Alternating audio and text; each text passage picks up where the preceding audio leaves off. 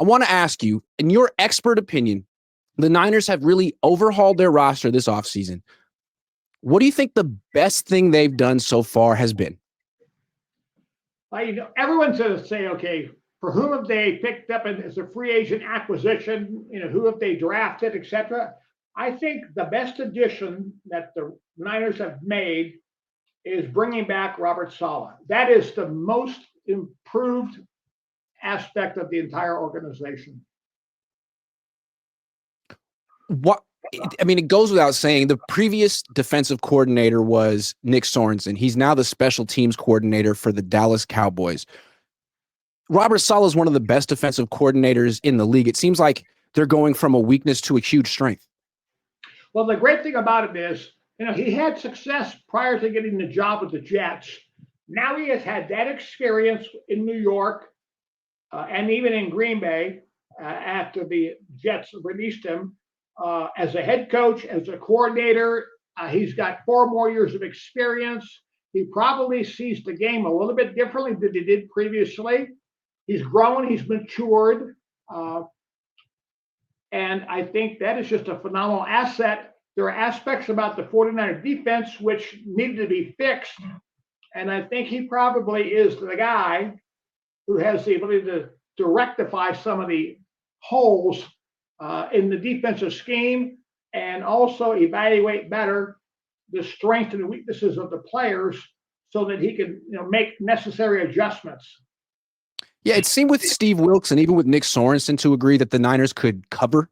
Like, they have Fred Warner, who's really tough to beat over the middle, and they have Diamador Lenore, and they had Charvarius Ward. But in the last couple of years, it seemed like rushing the quarterback and stopping the run, like the whole front of the defense, the wide 9, really wasn't a strength anymore. And it seems like Robert Salah, he's the one who installed it, brought it here. If anyone can make it a strength again, it probably should be him. Well, that's correct. See, the bottom line, Grant, first of all, Salah installed it. Okay. Then you bring in other coordinators who did not have, quote unquote, the grassroots knowledge of the wide 9. So they're trying to implement or continue a defensive philosophy that is not germane to them. And so they're never, it's like the imitator will never be as good as the innovator. Right. And they're trying to reverse engineer it. Yeah. Unfortunately for those coordinators who followed Robert, they got stuck in a box. Instead of being able to create their own box or think outside the box, they had to operate theoretically inside of Robert Salah's box, but Robert wasn't there anymore. And so they were trying to figure out how to navigate and negotiate some of the issues where opposing teams found some vulnerabilities in the wide 9 scheme. Yeah. He made such an effort in the draft to bring in run defenders. Then he traded for Bryce Huff. Do you feel like he's put this defense in a position to be good right away, or maybe by the end of the season? Well, I think they'll be improved. The other thing also, now remember this, you're going to have opposing coordinators calling plays who have some familiarity with attacking the wide 9. Mm-hmm. And so, they've grown, they've gotten more knowledgeable. They can study the Niners scheme in the offseason. And then, of course, now the key thing is going to be the tweaks that Robert makes in the scheme. In the meantime, he's not going to just plug holes in the dike anymore. He's going to build a new dike. He's going to put a whole new look on that defensive scheme. And he knows where the weaknesses are, and he knows how to get them fixed probably better than most other people in the league. I don't know if you felt this way, but last year the Niners seemed stale. I mean, on offense, on defense, it didn't seem like they had very many new ideas, new wrinkles, and it seemed like opponents kind of knew it was coming a lot of the time. It seems like bringing in someone like Robert Salah, who has changed a lot since he was here 4 years ago, could give the Niners some element of mystery that they need. Well, I think you're going to also see a renewed energy. Think about this. There are how many players on defense? 2 or 3 who were there when Salah was first there. Right. Pretty much, I think it was Warner and Bosa and maybe Kevin Givens. 3. And so there's going to be an excitement from Bosa and Warner that Salah's back.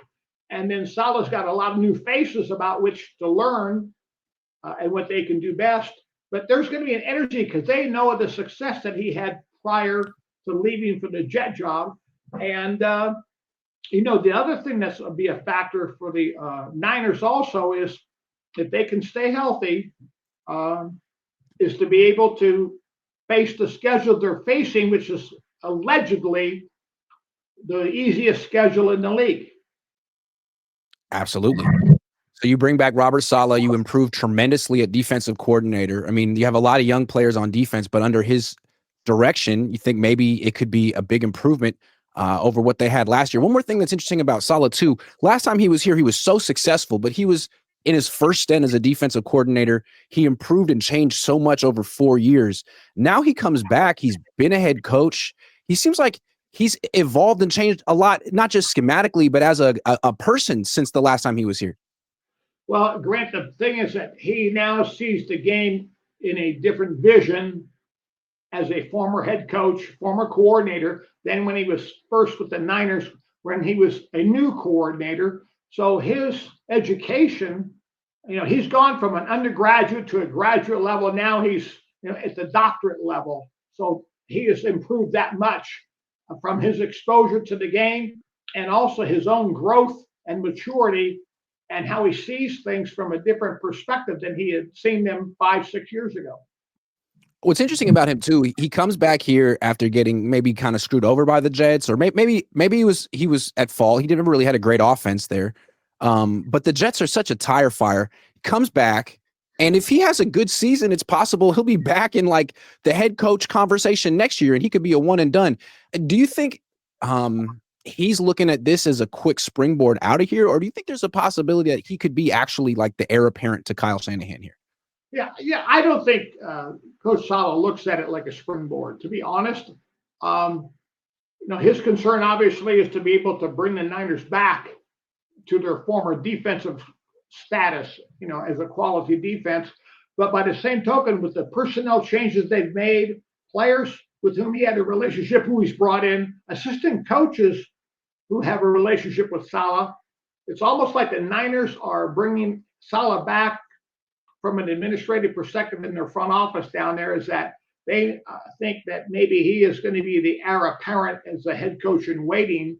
Because why would you bring him back and make all these personnel changes, bring all these different coaches in, and then allow him to walk out the door and then bring in some out-of-towner who has to start from square one with lack of familiarity of personnel and coaching staff? I think that he is the guy who's going to be, maybe surreptitiously, but he's the head coach in waiting. Prize Picks will give you $50 when you play your first $5 lineup. Win or lose, you'll get $50 for playing. Use promo code Cohn, COHN, and download the app now. Yeah, there are a couple assistants who might be able to fill in if he leaves, like Gus Bradley. Although Gus Bradley seems like his expiration date may have come and gone at this point as a defensive coordinator in the NFL. And then there's KJ Wright, the young quality control coach, but he's not even a position coach yet. It really does seem like it's Robert Salah or bust. And I mean, Kyle Shanahan had a bad year last year. Brock Purdy got an extension. He didn't. If, heaven forbid they missed the playoffs again, I wonder what would happen next year. Well, I don't think, frankly, if they can stay healthy, I think, last year, if I remember correctly, 7 starters missed, I think, a total of 77 games, which is a big hit. Yep. You look at the guys who missed significant time last year, the quality players, you win 6 ball games, and you look at this year's schedule, I think it's hard for the Niners not to win probably 10 games, maybe even 11 games this year with that schedule they're facing if they can stay healthy. That's the key thing is Salah's a big addition. The improvement in the defense will be significant. But the bottom line is now you got to get your players to game day and they got to play on Sunday for you. That's the key. Well, the problem is like I feel optimistic about the defense. There's youth. There's a great coordinator. But the offense, I mean, we're really holding our breath and crossing our fingers that a 29-year-old running back coming off bilateral Achilles tendonitis and a torn PCL, 37-year-old left tackle, like, yeah, if they stay healthy, but as a play caller, what can you do to help Christian McCaffrey get through this season? Rotation, not overloading him with too many reps. You've got to, space it out a bit, and you got to pick and choose when you use him. You can't run him 4 of the 5 first plays of the game every week, be handoff, play action, pass, or whatever. And you can't. I don't think you can keep him where he's getting 25 touches a game. I think his workload has got to get down into the high teens, maybe somewhere between 18 and 20 touches, counting catches and runs. You can't, wear him down. You need to rest him. You need to spot him. And also, by the same token, you need to develop some of those other running backs so that in case that McCaffrey does go down, you've got somebody capable to step in and carry the load. That's, to me, the biggest question with the 49ers this year. I'm enthusiastic about the defense. I like the fact that they went young. I think that Robert Salah has a vision and knows what he's doing. And I think that he's probably one step ahead of the rest of the league since they don't know what he's going to do here with the 49ers. But on offense, what has changed? What can Kyle Shanahan do differently? Because in the past 2 years, really, his great idea was give the ball to Christian McCaffrey as much as he could. And it's kind of what his dad did with Terrell Davis, and it worked to a point. And I don't think he can do that anymore. So I'd love to see what Kyle Shanahan 2.0 or 7.0 looks like this year. Well, I think the key thing for me also, besides keeping McCaffrey's workload under control, is what is going to be going on at wide receiver. Because I'm going to get the ball to Kittle. Yeah. And you got Jennings on the other side. But the thing about it is, where's my starting other wide receiver? You may have the acquisition from the Rams, might be suspended for the first 3 or 4 weeks. And then, so who's the starting split in? And then also that impacts when I go to 11 personnel when I substitute. You got the kid Ricky Pearsall. I don't know. He's a slot receiver, but I don't think I see him as a starting split in.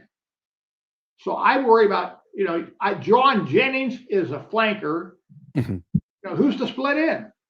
Well, they got this rookie 4th round pick named Jordan Watkins. I've seen him practice twice. He looks pretty good.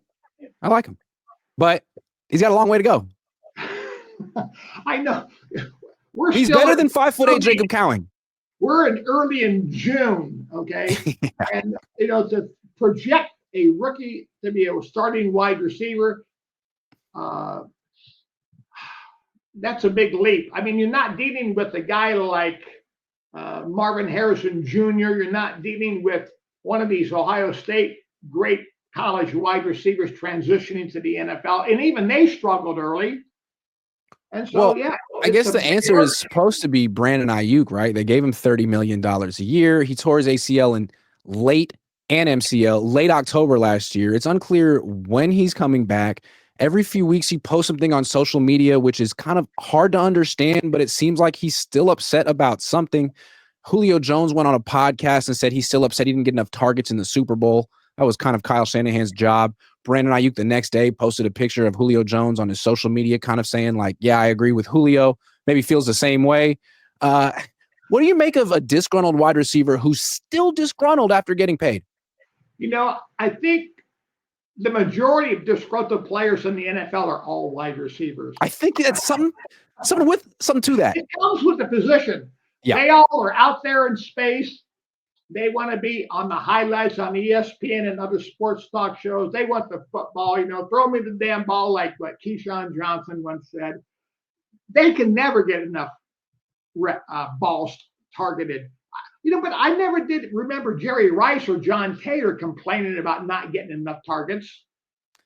That was before my time, but yeah, I don't remember. Maybe it's a generational thing. Well, yeah, social media and 24-hour a day sports talk shows and all that has changed the focus where now players are thin-skinned and they're worried about how they're perceived by the public and how they're spoken by the media. and they want the ball. Look at Devontae Adams. Mm. You know, he couldn't survive at the Raiders. He couldn't survive with the Jets. And now hopefully he'll be a happier camper in Los Angeles with Matthew Stafford throwing him the ball. Well, I think it's funny. Like the Niners really used his prolonged, awkward, messy contract negotiation from last year as an excuse for their bad season last year. They're like, look, you know, we didn't get our business done. We had all these distractions and it really carried over. We never really got to lock in. And this offseason is going to be different. And you see all these veterans showing up for OTAs. Trent Williams was practicing yesterday. I can't remember the last time he practiced in an OTA. It seems like it's important. But every couple of weeks, Brandon Aiyuk has the power to just hijack the spotlight with one post on social media that doesn't even mean anything. Well, it's a maturity thing, obviously. Yeah. The other thing, too, now remember this. The Niners season was, 5 or 6 weeks shorter this year than it was the previous year.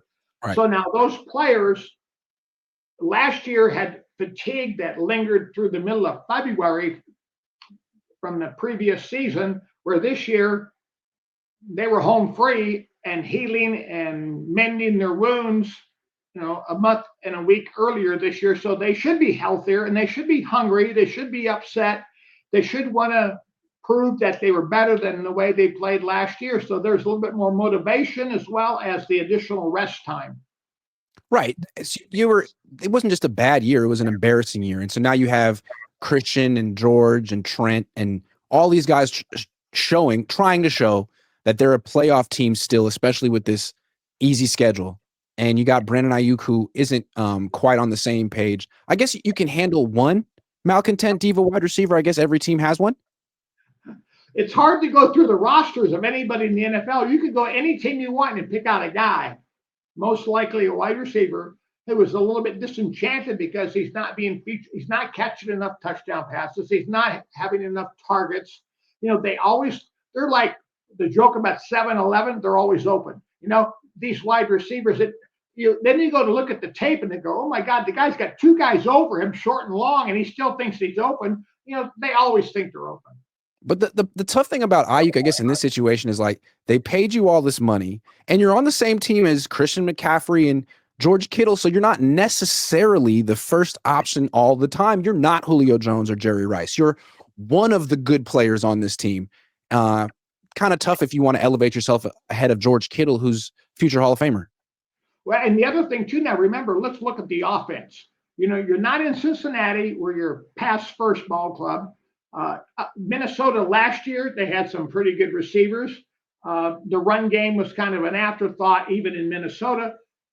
You get to this 49ers, to be honest, it's a run, play action, and then a drop back game. Right. So the drop back passing game is number 3 on the ladder. And so if you're the starting wide receiver making $30 million or more, you're going to see more runs and more play action pass where you might be a target on a play action pass than you are going to see on pure drop back, because it's not going to happen on 1st and 10. Go back and look at how many pure drop backs when the game is level and even and the score and all that's basically in a neutral zone. Are the Niners going to just drop back on 1st down and throw it? That's why I feel like no wide receiver is worth that much money in this system. Because to pay a wide receiver like Justin Jefferson money or Brandon Aiyuk money, you should be the kind of offense that can drop back and throw to him and win games. But the Niners have never been that kind of offense. It's all about Christian, right? It's all about handing him the ball or pretending to hand him the ball. Every play starts that way. Correct. And the other thing is, let's back up a bit. The quarterback you have in your system is not the kind of guy who can throw the type of balls that you want to a $30 million wide receiver. If I'm paying a guy $30 million, I'm looking at how many times I can get the ball over the top of the defense. Can this guy stretch and get beyond the depth of the defense? And Aiyuk is not in the same caliber as those other receivers who you mentioned with the Bengals and with the Vikings. And so, yeah, he seemed like Justin Jefferson with less speed, or he seemed like a good, not great wide receiver whose production was elevated because of the players around him. Correct. And you look at the types of passes which he is targeted, There's a different concept in the passing game here than you see in Cincinnati and you see in Minnesota. It's a different style. The ball goes down the field more in Cincinnati and Minnesota than it does in San Francisco. And part of that is the coach's philosophy. And also part of it's related to the quarterback's arm. Part of it's related to the offensive line. Yeah, it's all tied together. It has to all function together. I guess if you don't have if you have a quarterback who can't get the ball down the field, then what's the point of giving him great pass protection? Because the ball's just going to have to come out really quick anyway. You don't have the relay man coming from right field, with a cutoff to the shortstop or second baseman or first baseman or whatever to get the ball to third or home plate on a play. The bottom line is you could have a great wide receiver running open and is Purdy going to be able to get the ball 53, 55 yards down the field? Or is he restricted to, if the ball's not in a receiver's hands by the time he's at 45 yards down the field, is he going to get it if he's beyond that, even if he's open? Yeah, we've seen Purdy struggle with some deep passes down the sideline. They're either flat or a little short. Yeah, the majority of the big plays for the Niners come off of the deep crossing routes that are more of a diagonal type of a pattern than a vertical pattern. Right. So when you think about the play action and the passes and the big chunk plays to Kittle on the deep crossing route, or Jennings, or even Aiyuk on the deep crossing route going from left to right, they're diagonal patterns, not vertical patterns. So the ball is being caught somewhere between 17 and 22 yards across the field, as opposed to vertically catching it at 45 or 48 yards down the field.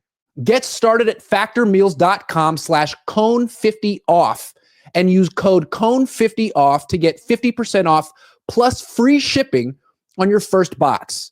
I see. So when you were coaching with the Raiders and you were scouting quarterbacks, you needed to find a quarterback who had the arm to throw the go route up the sideline and hit a receiver, Cliff Branch, in stride, 45 yards up the field. That's what you needed. Well, here's the thing. And we had Jim Plunkett, and he could get the ball up the field as he got older, and he had shoulder injuries and all that. And Cliff Branch was still playing for us. We knew that the ball had to get into Branch's hands at 53 yards. 53. That was, wow. If the ball wasn't there by then, he was going to outrun the arm of Jim Plunkett in his older years. And so we had to do more things with the receivers and the route stems and everything, and still beat the defensive back vertically so that the ball could get there before 53 yards. That's very interesting. So you would have liked a quarterback like Russell Wilson. He had the arm to do that. Correct. Jalen Hurts had the arm to do that. Yeah. Although they don't really feature that type of an offense passing game in Philadelphia. But, you look at the guys like Joe Burrow, Josh Allen, Mahomes, although they really struggled. Kansas City, people don't realize they had a horrible deep passing game this past season. A lot of it was because of the lack of the quality wide receivers to which Mahomes was used that weren't there this year. Tom, real quick, I got a question. I was watching a documentary recently, and there was a clip about Bo Jackson and the Raiders. And there was a play where Bo Jackson takes a pitch to his right, does a 180 spin in the backfield, and runs back to his left. Do you remember that play? Did you draw that up? Yeah, that was a design reverse to Bo. See, we actually spent time in practice trying to block it to run the pitch reverse. We start to flow to the right, and Bo pivots and comes back to the left. And we did it a couple times in practice. This is so true. And it's not timing up well. And Bo finally says, okay, look at y'all just go ahead and block the pitch like I'm running to the right. I'm going to reverse myself, and I'll run it myself without the blocking. Just get everybody out of my way. And that's what happened. So we said, fine. So we called a play against the Broncos, pitched the ball, and Bo takes a couple steps, bam, pivots, goes back around, and goes for a touchdown. But yeah, you got to listen to your players, okay? And you got a great player. Hey, the guy understands what needs to be done, and he has the talent to get it done. He says, just run the play like we're running the play. I'll take the rest. I'll do the rest of it myself. And hey, okay, go. Would you have drawn up that play for any other running back? No. Honestly, as great as Marcus was, super talented, he wasn't Bo. Top 5 greatest running backs of all time at their peak. Oh my goodness. How far back do you want to go? You can just go as far back as you want. Well, you got to look at guys like Jim Brown. You got to look at Barry Sanders in Detroit. You got to Bo's average is over 5 yards for his career. You got to look at Marcus. You got to look at Marshall Faulk, because now you want to talk about a wide receiver, a running back who catches passes, or are you talking about a pure runner? So that's an interesting question. I was thinking pure runner. A pure runner. I tell you, I would not turn down Bo for anybody. Yeah. I'm sorry. In my book, he's number 1. That's so interesting. Like Jim Brown, love you. Thanks for all your records, but really, if I had one game, I'm going with Bo. Oh, I'll take Bo, because you know what? Okay, here's another thing about Bo. We never had him for mini camps. We never had him for training camp. He's playing baseball. I mean, I remember when he leads off the All-Star game and hits a home run on the first pitch over the center field wall of the All-Star game. Yeah. Okay, so we get Bo. It's week 7, week 8, week 9. I remember Howie Long used to look up. He'd come in the practice. Hey, when's Bo coming? When's Bo getting? Everybody, and then when Bo came, everybody wanted to watch Bo practice. Yeah. And like he was like a different species. Oh, it lifted the whole team. And so anyway, we're playing the Bills one week. And so we're going to split Bo out at wide receiver on the backside of slot. Okay. And run him on a bang 8 route and a skinny post. So we ran it one time in practice. And throws the ball to him. I said, do you need to rep this anymore? He goes, no, I got it. So then come Sunday, we call the play. He'd run it one time in practice as a split receiver off the ball on the formation off the line. Mark Wilson drops back, throws him the ball for a touchdown pass. Wow. 1 rep in practice. Wow. That's it. See, we had a philosophy at the Raiders. We were not a Pete and repeat team. I used to kid the guys. I said, now look at, you do it one time correctly, that's it. I'm not running this play 5 stinking times. If you can get it done correctly the first time, we're on to something else. But if you don't get it done correctly the first time, we're going to have to repeat it somewhere in the practice session to polish it up, because we're not leaving the field without executing the play properly. We're not teaching you off a stinking film. You're going to do it on the field before you go home, so it's locked into your muscle memory. And so you got guys like Bo. We're one and done. James Lofton, you got Timmy Brown, you got Todd Christensen, you got Mervyn Fernandez, you got Willie Gault. Cliff, we're going to run it one time. You do it correctly, hey, we're on to the next play.